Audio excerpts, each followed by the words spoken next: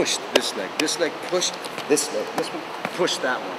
So it was like gripping the floor and actually sprinting. Yeah. Okay, it wasn't, okay, we added power in the forward. Like I said at the beginning of the class, there's no separation from top rock go downs and footwork and power move. There's no separation. It should all flow with power.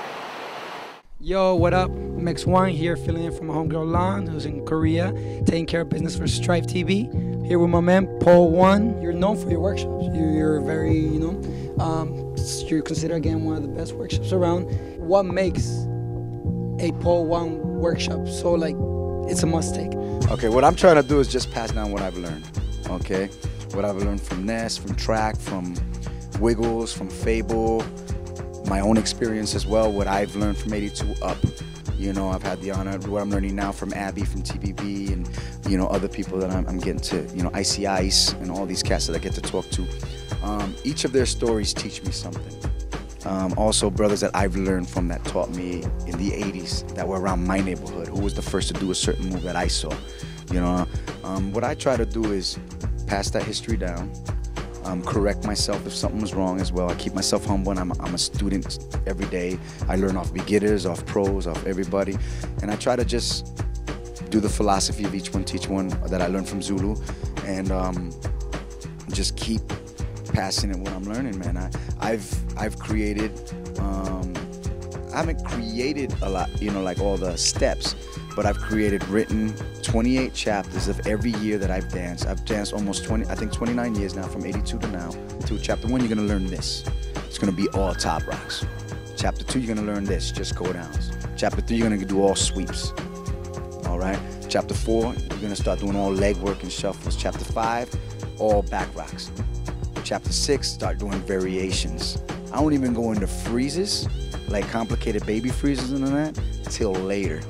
I just want them to know how to freeze without doing inverts, capoeira shit, or like that. I'm teaching them freezes as in just standing up and freezing, back and freezing, those kind of freezes. Because that's how it all started before the development of like the chairs and the babies and all that. So I'm just trying to present it on this move is gonna help you with this move. If you're trying to learn an air chair right now, then learn a chair freeze, because the chair freeze is gonna teach you your stability. But even before you learn a chair freeze, you need to learn a hand glide, a hand spin, because a hand spin teaches you how to hold yourself up in the first place, to turn to hold yourself up for a chair, which before even a chair was the baby. So I'm teaching of this came first, then this developed by an accident, then this developed by that accident, and then this developed. Each one was a move for an evolution of something else. So that's what I'm trying to show in my workshops, and I think a lot of people like that. I try to teach the approach, the philosophy, not just the move itself, how to do it. Did the shuffles and kicked in the air and did that. I took that in the pyramid forward and said, okay, I'm gonna add that run from Kenny, take the 4-step, and I'm gonna see what I can do with it. So I went from here, run, landed, came over here, run. Okay, and started flipping moves and changing them around. And that's through the basics, that's what you want to do. One thing about, say, the community itself, it's grown. If you go back to the year 2000, it's way different now. There's a lot more jams. It's massive. But with that came obviously more jams, which means more judging gigs, more workshops. How do you feel about, like, say, the younger kids now that have been dancing for 7, 8 years are going out there and teaching workshops on how to do air chairs and this? How can we fix this problem? How could there be a workshop that you have to take and qualify in order to be, like, because it happens like that, say, in martial arts. Your teacher has to say, okay, how can we do that? Can that be done? It's a great example how you said about martial arts. You earn your belt. I think if a student's gonna teach, they must know the history. They can't be biased to any style. They gotta learn and study everybody that came before them, if they have that chance. I believe that that's the only way, you know, it's gonna be, you know, if you have a few people in your neighborhood and you're a breaker and you're the only breaker in your neighborhood and everybody wants to learn, then get them involved, you know what I mean? Like teach them, of course. But the more you get involved in the culture, the more you're gonna wanna find out about the past, you know what I mean? So there's a lot of teachers out there, let's say younger teachers, that that I feel it's great that they're teaching the dance because it's keeping the dance alive, but also I can tell that they're not educated themselves, you know what I mean? And it's all about learning, it's all about a journey. For me, to answer your question, I don't mind that people are doing their thing, all right? Let them do their thing. But I will say, if you are gonna teach, then as responsibility as a teacher, you need to find out the history. And if you're teaching and you don't know the history, then you're not teaching. You're just showing moves. You need to go back and show the history and say, yo, this is called this. See, yo, Poe, you messed up everything. You messed up my workshop. Now you messed up my interview. I didn't mess up your workshop. I was trying to climb up there to fuck with you. It was too high. I was struggling, yo. Our culture is so young that our pioneers are still alive, you know? And they're still dancing. They can still rock. And the beautiful thing is, we can learn from them. If you really love what you're doing, and instead of buying $100 sneakers or $100, $200 jackets, buy yourself a plane ticket. Save that money. Buy yourself a plane ticket. Go to Brooklyn. Go to the Bronx.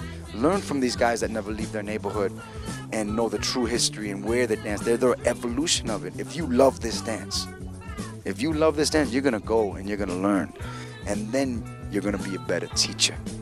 You know what I'm saying? That's what Ness is trying to do. That's what I'm trying to do. I'm saying to all the young teachers out there, learn what you're doing before you even start teaching. All right, be honest with yourselves. Swallow the pride thing and humble yourselves up and start learning from scratch. Relearn. Because you can look like Ken Swift and rock like Ken Swift doesn't mean you can teach like Ken Swift. Okay? Or you can break like Bourne or something, doesn't mean you understand what Bourne's doing. Bourne breaks a certain way because he went back and started to study and started, you know. Ness breaks a certain way, I break a certain way because we went back to study and learn again. Poe, like always, smell of knowledge, always. You know what I'm saying? This is Max One, filling in for Lon, here, Strife.tv. And to let you guys know, we do have, I say we, because I'm doing this Strife right now, we do have a Strife interview with TBB that took place, it took place at Outbreak 5. So all you viewers out there, make sure to go back and look at that because, it's Abby, it's Icy Eyes, Speedy D, Powerful Pexter, sharing knowledge, a lot of wealth, like my man was right now, you know what I'm saying? Peace, love, unity, having fun, all that good stuff. And close out. Yo, check it out, go back, the YouTube got everything. Strife is documenting it now and everything, but yo, you punching Orko, you punching Ozrock, clips of these brothers. Yo, Sidewalk Breakers, punching Sidewalk Breakers from San Jose 1984. Air Babies for days, Body Threads for days, twisting Lotus Freezes to hollowbacks. Check this clip out. Study your history, you guys, of crews that came before us. Punching Icy Ice, the interview he did at Evolution when Mex was doing Evolution. Yo, the knowledge he drops. All right, you gotta understand this dance is grimy, came from a grimy place. It's no longer like that, of course, because so many people involved in it are not from these places, which is great, but I don't want to get involved with a lot of different things. Just study the history, listen to these brothers talk. All right, these brothers taught me.